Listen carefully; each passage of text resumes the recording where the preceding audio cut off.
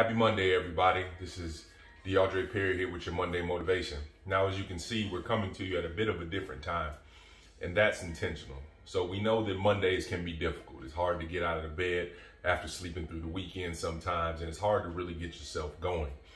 But in addition to it being hard to get yourself going in the morning, sometimes you hit that lull right around midday.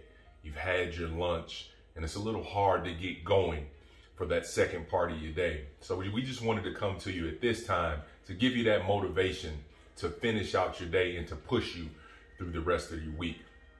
Now, yesterday, we were treated to a wonderful sermon by Pastor Troxler, and that sermon came from Genesis chapter 22, verses 1 through 3. And the title of that sermon was How to Pass God's Test, Part 1. That was part 1 of 3 that we will see in the coming weeks.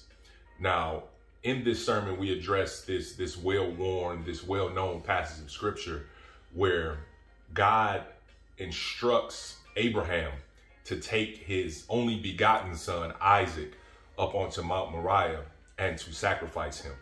Now, this is something that is almost unthinkable to some of us who are parents and fathers. And if you look at the wording in the text, it says that God tempts Abraham. Now, in our modern connotation, tempt is a bad word. It's a negative word.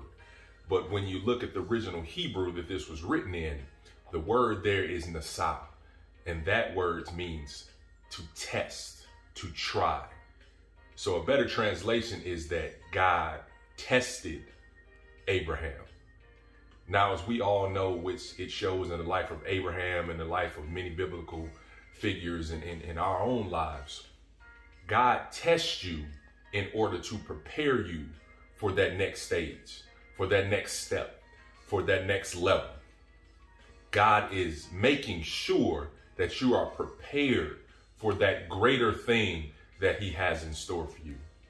When I was in college at Albany State University, in order to graduate, you had to pass this thing called a Regents test in the state of Georgia.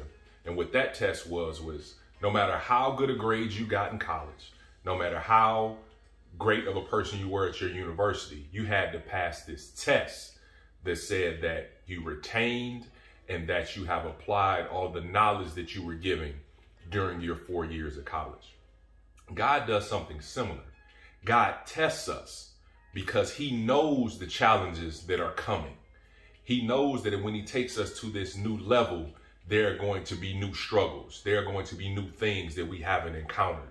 And he knows that our faith must be strong in him in order to deal with those things that are coming. So this morning, I encourage you to continue to press on, continue to push through the test, continue to rise to the occasion, because on the other side of it, God has something greater for you. He has a new level for you. He has that promotion that you've been waiting on. He has that relationship that you've been praying for. He has that new house that you've been praying for. Whatever that thing is, God knows that in order for you to be prepared to receive it, he must first test you. So just like Abraham did in this instance, rise to the occasion, obey the Lord, and be ready for the test. God bless you and God keep you, and we'll see you next week.